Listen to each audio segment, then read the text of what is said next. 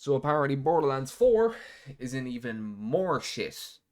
And I don't know what it is. I did skim the comments though, and I scrolled down a little bit, and Randy Pitchford. So yeah.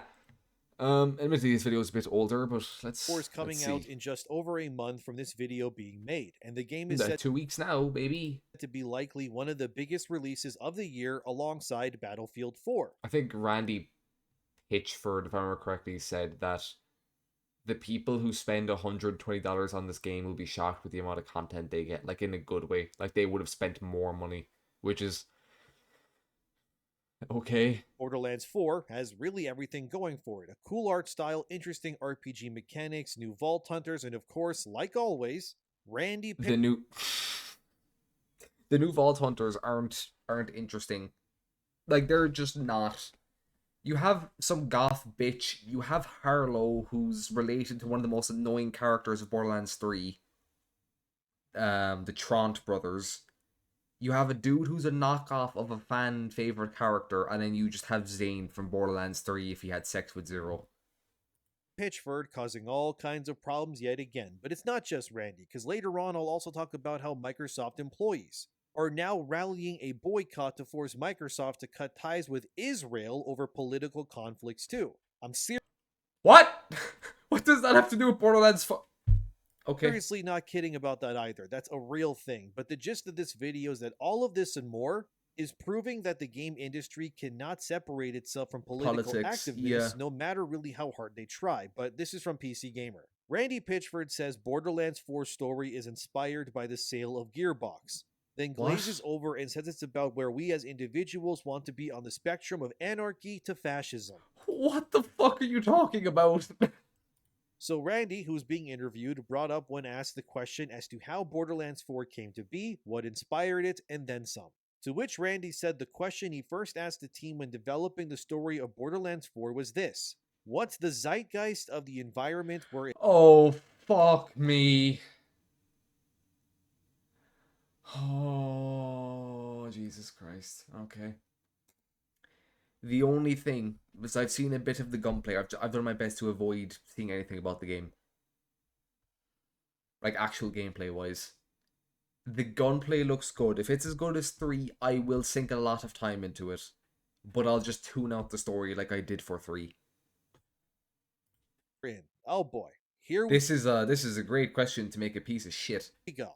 Yeah, so Borderlands 4 took years to make. Not really sure exactly how long it was, but it was clearly made in between the pandemic times, the Trump Biden election, and the eventual re election of Trump as well. Yeah, you Oh, probably know where this is going. But yeah. like Randy said, when they made Borderlands 4's story, they decided to take what was happening around them and then incorporate it into their game. Which never sounds great on paper, because the last thing I think we need right now is Borderlands of all things believing that they need to be political too.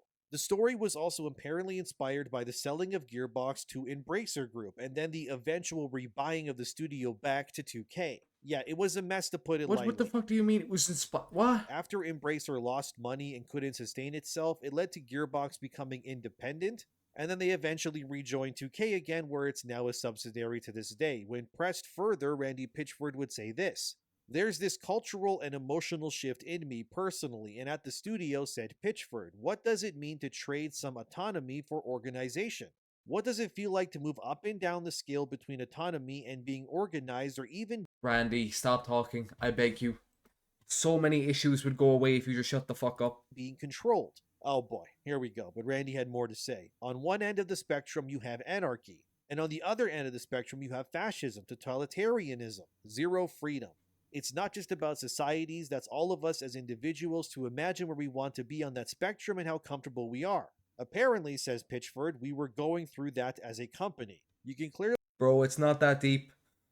It really is not that deep, bro. see how this sort of idea can easily teeter on the brink of complete utter nonsense pretty quickly if it's not handled correctly.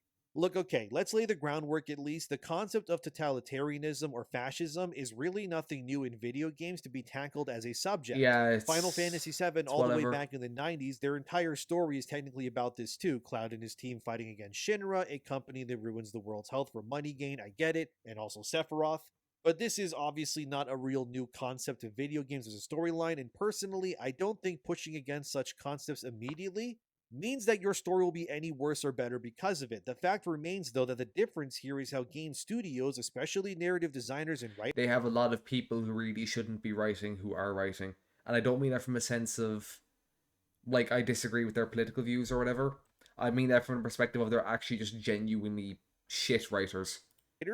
handle the subject matter back in the 90s versus, well, right now. Before, I think we can agree it was more nuanced, more intricately placed into the worlds these designers were creating. These days, for the past few years especially, the villains of many games are Yeah, either I never played, what do you say, Final Fantasy 9. But I want to take an educated guess and say they didn't try and, like, shove it down your throat.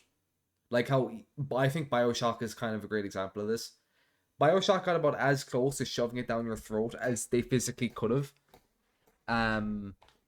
Like they really kind of walked that line, but they did it, and it turned out really well for them. But most writers are not capable of walking that line anymore. They're just not good enough.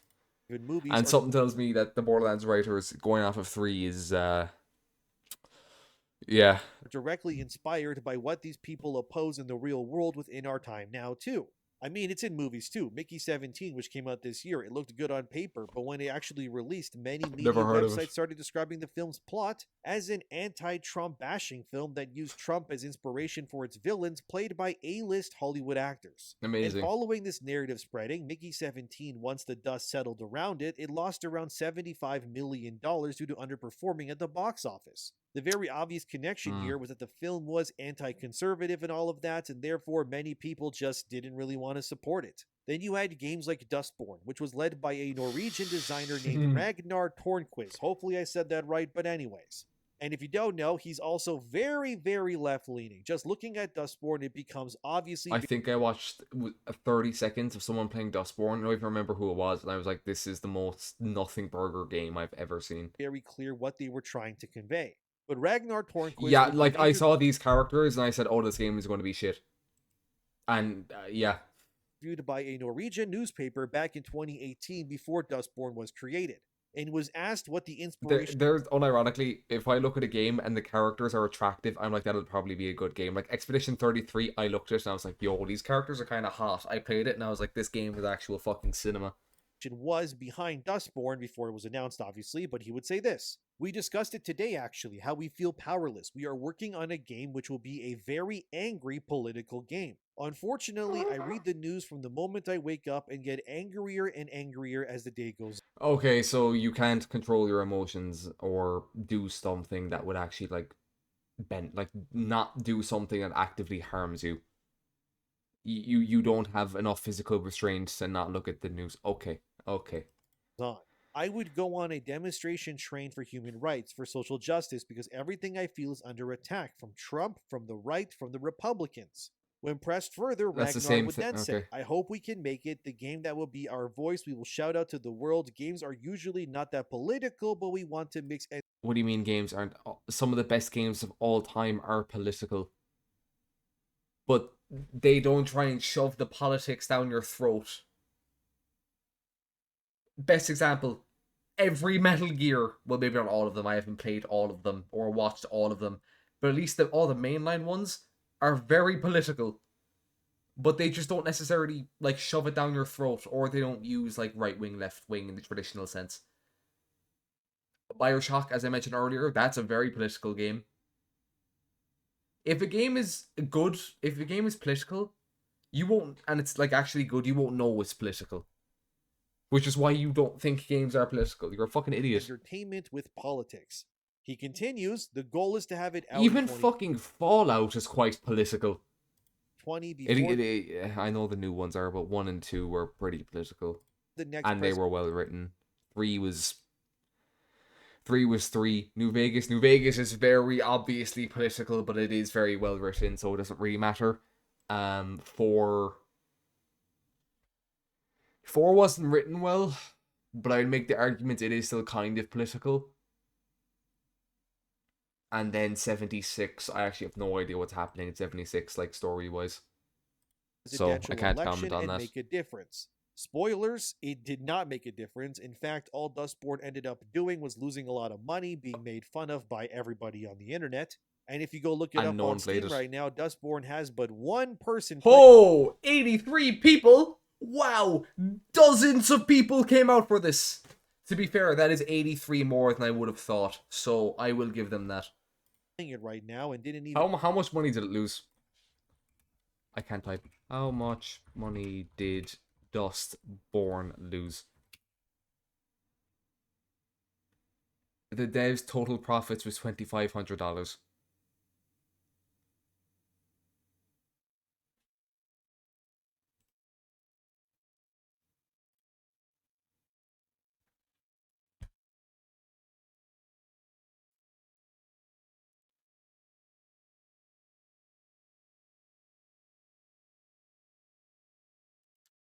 Oh, all right. Okay, good for him. manage 100 players concurrently at release. Why I bring up Dustborn and Mickey 17 is to convey to you guys that it's becoming evidently obvious that people are absolutely sick of the way we hate conservatives narrative that keeps happening. And also, if you enjoy the content, consider liking the video, leaving a comment, and subscribing to keep up to date. Thank you, but I just think that entertainment needs to move on from really all of this. And to this day, I still don't watch TV shows or movies. If I even hear or see an I article I saying don't watch TV shows or movies because I only watch peak like anime. I actually really want to watch Wind Waker season 2. I've seen clips of it, and it looks really good. So that's something I have to watch, and I have to watch Kaiju number 8 season 2. But yeah, no, I don't really watch TV or movies. Most people that I know around my age group don't really watch TV or movies. So they might watch TV. Actually, no, that would be incorrect. But they watch like they constantly rewatch like the same 3 or 4 shows, like Morgan. Not Morgan. Dexter, Breaking Bad, Better Call Saul, and like Supernatural and stuff. They'll just keep rewatching them. They don't really watch anything new.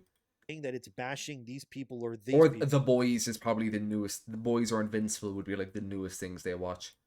Because at this point, it's all just propaganda to me. And then circling this back to Borderlands 4. The point here is that Randy better hope that his game isn't a bigger budget version of, say, Dustborn, or his studio and his Well, job. no, I said this on Twitter. I think the game will make a profit, even if it costs them $300 million to make. There will be plenty of like Walmart Americans, or like Bob the electrician, who's 40 years of age and he has like 3 kids or whatever, and he gets to play video games like on the weekends because that's when he's off work or whatever the fuck. And he'll play it, kind of like Diablo 4. Like a lot of people said Diablo 4 would lose money. I'm pretty sure it made a profit. I wait. Oh, for make a profit. I'm almost positive it did. $1 billion, yeah. Um, it will make money. I think at the worst case scenario they will break even, but they might not be able to make another Borderlands. Is the issue? Job will be cooked. Because Borderlands 4 was very expensive to make. According to Pitchford, the game has twice the budget of the third game alone, ranging somewhere near Which, by the 300 way, it million definitely does not need a $300 million budget. No fucking shot does this game need that big of a budget. dollars in total, which is eye-wateringly big. You don't need to be a math wizard to know this means that Borderlands 4 has to be a major success or heads will roll. And I am worried that since the game was very clearly made in a state where Gearbox was in turmoil from not just economic factors due to this whole publisher thing or that having problems, but that the usual motive of modern Western developers is to take the world around them and then infuse it into their games to seem timely in terms of their messaging. Unfortunately for them, the timely message right now is probably the worst thing you can do. It's not because of censorship either. It's just that people are frankly tired of it. For example, there was a new game that came out called Echoes of the End. You Huh? probably haven't even heard about it. Didn't review particularly well, but as you can see, I'm almost positive I've heard that name before. Like it's in my cranium somewhere, but I have no fucking clue about it. the game is basically a God of War clone that also stars a strong biracial female protagonist who uses generic magic and swords to cut down predominantly, as you can see, white men. And if you look at its Steam chart numbers right now, it's not really doing too hot. It barely broke 500 plus Hey, players at its hey, peak. hey, that is over 5 times Dustborn. Dustborn was what, 83? That they're doing good. And it's currently sitting at around the low 200s right now as I make this video. Again, even if the game isn't full of so-called woke propaganda, the point remains that people will take one look at that game and their pattern recognition signs will fire in their brains and people will and clearly have stayed clear of this game. And that's the thing, right? Randy Pitchford could say that Borderlands 4 is about fighting fascism, but unfortunately that's not really what it meant before in other games. Like I said, older games have fought fascism too, but they uniquely drew from many, many different cultures and experiences to form their villains. I mean, take Yeah, I don't think Kefka, Randy has the ability to do that. Fantasy VI as a good example of this. But these days, the term fascism, when it comes to the game industry anyway, just becomes Fashion means you don't agree with me politically. That's what fascist means now. synonymous with Trump usually, and that's pretty much it. And like I said, that pattern recognition will kick in for many people, and they have and will not support things that just keep attacking and pushing the same tired concepts that they have rejected already. And then you come to the villain in Borderlands 4, which is the Timekeeper. We obviously don't know much right now about The Timekeeper was mentioned in Borderlands 3 in an echo log. He's a vault monster, I think. this villain, but his name and gist gives you some red flags already. Firstly, his name suggests that the guy might have power over time, which has already been exhaustingly used as a core mechanic in many other modern stories to just make up for bad writing practices, if you ask me. I mean, Mortal Kombat had Chronica, a bald white woman who completely ruined the Mortal Kombat mythos and timeline because her powers were just introduced to simply reset Mortal Kombat's timeline for a reboot. And I fear that's what this Timekeeper guy is also going to be. Or they'll use his powers to bring back other franchise characters. Yeah, the whole reason he exists is actually just to bring back Maya. The death was so fucking... They got so much shit for it that the whole of Borderlands 4 exists just to resurrect Maya. Characters like Roland or Maya, who obviously I forgot about Roland. It could be Roland as well. Probably Roland. the bucket in previous games. Or my big fear, and I don't know, who do you think? Maya's asexual and white, and she's a woman? Or sorry, she's a woman, which is an up. She's asexual, which is an up, but she's white. That's down. But Roland is black, so that's good. That's a point. But he's a guy, and he's straight. So that's like negative too. So this doesn't happen is the only reason why the Timekeeper is here and basically simply exists is just to bring back Handsome Jack, of course. So for the love of God, no. Just let him die. Gearbox can rely on him again as a villain going forward because he was their best villain. It doesn't matter if they rely on Handsome Jack going forward because they can't fucking write Handsome Jack anymore. In the series by a long shot, and they've never topped him. My other worry is that this Timekeeper, as Randy Pitchford has explained before, is a fascist leader who can see through the eyes of his subjects and hear their conversations. Sure, it might be an allegory for big tech, but it's more likely that Gearbox is trying to use Trump or maybe even ICE as some sort of weird inspiration for their villain instead. Again, I'm not stating that as fact. If this entire game is just you as the Vault Hunter is fighting ICE, I'm actually going to lose my fucking mind. But regardless, it would be annoying if that ends up being the case. To me anyways, the Timekeeper more so just sounds like the physical embodiment of, say, the UK government and their censorship on their citizens. Now that could be an interesting angle, because what the UK government is doing right now with internet pretty safety cringe. is a good villain inspiration. Because it's neither right nor is it left-leaning. It's about something people care about in censorship, but I doubt it since these games take years to make. And it's just far more likely that the Timekeeper it's too recent of an idea for it to be implemented. Will be some sort of Trump stand-in, and I really, really hope that's not the case. As the writer of the article wrote about Randy saying the game is about fascism, as they said themselves here, I'll be honest, themes of fascism and totalitarianism feel like Borderlands biting off a little more than it can chew to me, but perhaps I'm being unfair. And I agree, I think if anything, you don't need your game to be highly political, especially right now. And the worst thing you could be doing is using your game as a Trojan horse to beat your fans over the head with forced political messaging when it hasn't worked either in the past.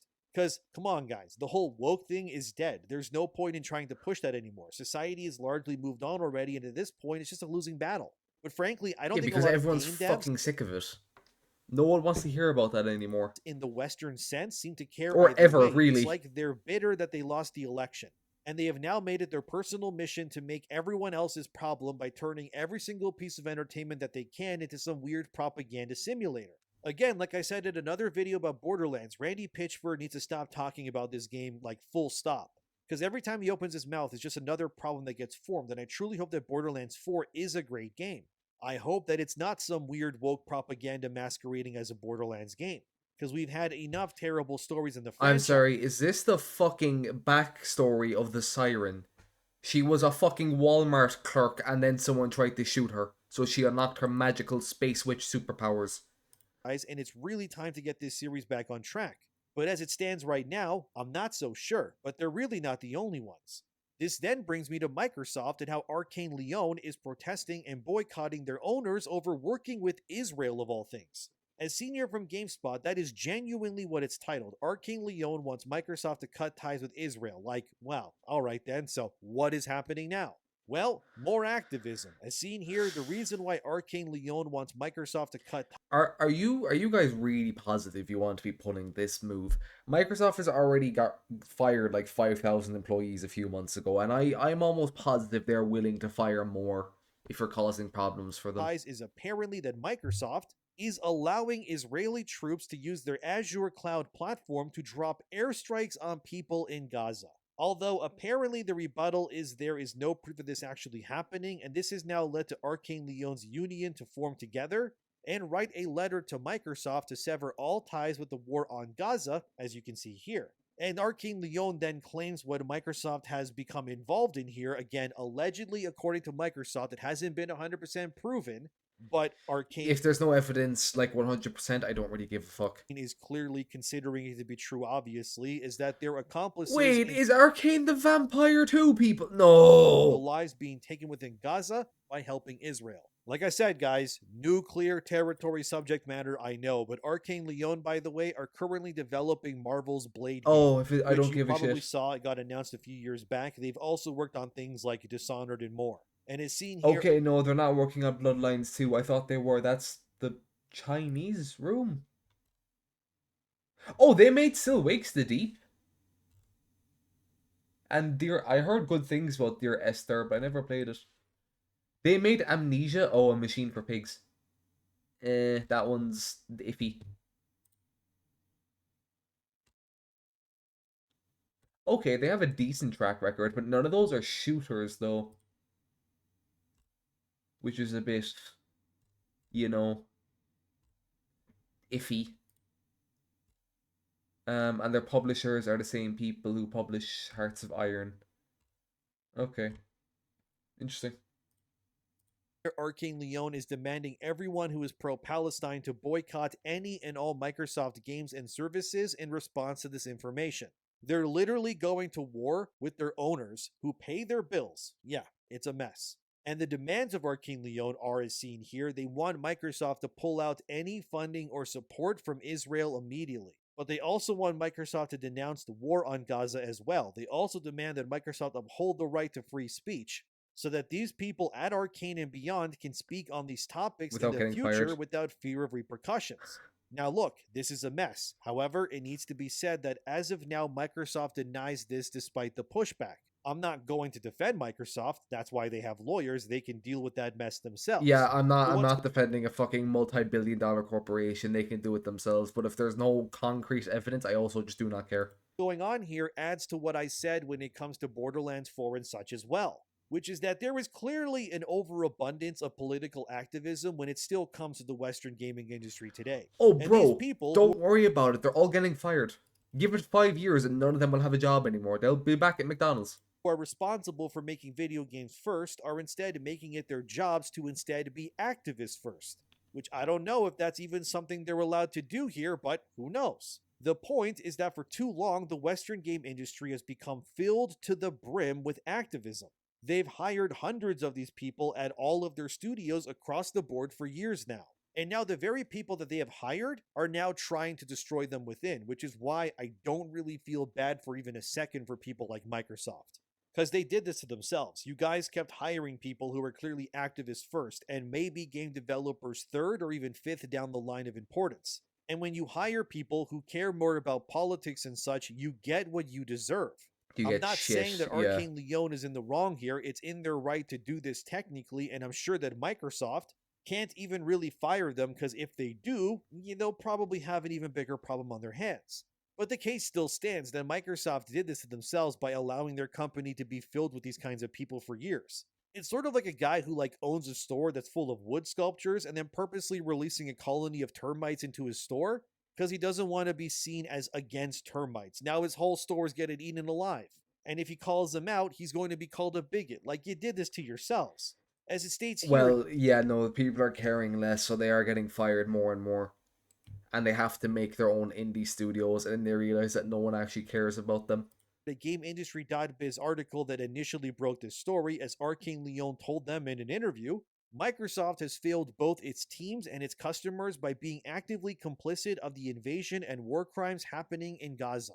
This is a can of worms within multiple other cans of worms, fellas, because this only goes two ways. Either Microsoft complies and cuts ties with Israel, which is doubtful because of many, many reasons, or Microsoft Reason one, money. Any other reason doesn't it doesn't exist. fires these activists and causes other activist groups to then lose their minds, and then we got a lawsuit on our hands and all the other stuff.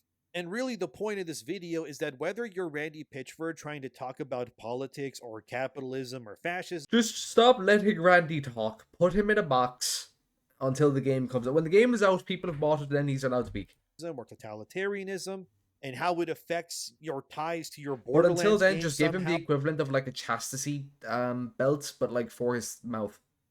which is usually about fart jokes and poop jokes, or you're these activists demanding that $1 trillion corporation that hired you to submit to your will or you'll lose your minds, the pathway is pretty clear. Which is that what happens when game development studios and publishers focus less on the importance of making politically neutral games that are meant to just be fun to make for funness sake and instead focusing on appeasing people who will literally throw you into the abyss if you even disagree with them once. These activists are not going to buy your products. They never do. They don't care about They your don't have any products or your money. games or anything like that. All they care about is using your money, your platform, and your time and energy to elevate and push whatever it is that they're truly passionate about. Notice when I brought up Dustborn earlier, how Ragnar Tornquist, when interviewed about his game, he never once said how his new game Dustborn was about making a fun gameplay experience, or like what mechanics he was Because going it to clearly innovate fucking on, or wasn't. how he was going to expand video games So what about Dustborn? I am very angry. Uh-huh. as a medium in terms of how the player interacts with the game. No, all he cared about talking about was making his game for one sole reason: political messaging, like always. And the more that becomes normalized, the more insufferable it's going to get in the future. Look, again, I don't hate Arcane Leon. They're allowed to voice their opinions all they want. But this is frankly Microsoft's fault before anything else for hiring these people in the first place. You knew they were activists, you knew their political leanings, you knew before that ink was even dry that these people would do exactly what they're doing now the moment you did anything that they didn't agree with. So I'm not Magic sorry Mush for uploaded? I thought he wasn't uploading for a while because he was like getting a new PC or some shit. Huh. Microsoft for what's happening to them, but it has become clear that the Western industry, despite the thousands of people getting laid off these couple of years and all these games faltering to make profits and all these games releasing and dying immediately, and they continue to keep chasing the same things that have never worked or mattered in the first place instead of just making fun games for funness sake. And Borderlands 4, hopefully, is nothing like what Hold on, Randy we got another video to watch after this. explained, but I found a Randy good one. being Randy, he continues to keep messing up the messaging around his company's game. He seriously needs to shut his mouth. And I don't mean that in a mean way. I mean just Randy, please, just stop I actually talking. just zoned out. I'm He just started talking about Israel and I just stopped caring. Man, this is a video on Borderlands 4. What are you doing? Randy, yeah, when we're on fire, playing at the end of Borderlands 3. I realized franchise is being set on fire. Strange times. I used to have a list of games I wanted to purchase nowadays. I replace it with the never buy list. Yeah. Yeah, my Steam wish list, like 3 or 4 years ago, not even. Like yeah, 3 years ago. Maybe two even was like full. Now it's like 100 games, and even then, half of them aren't even out yet. It's more so just to book. I won't even pirate this game. It's more so just to, like, bookmark.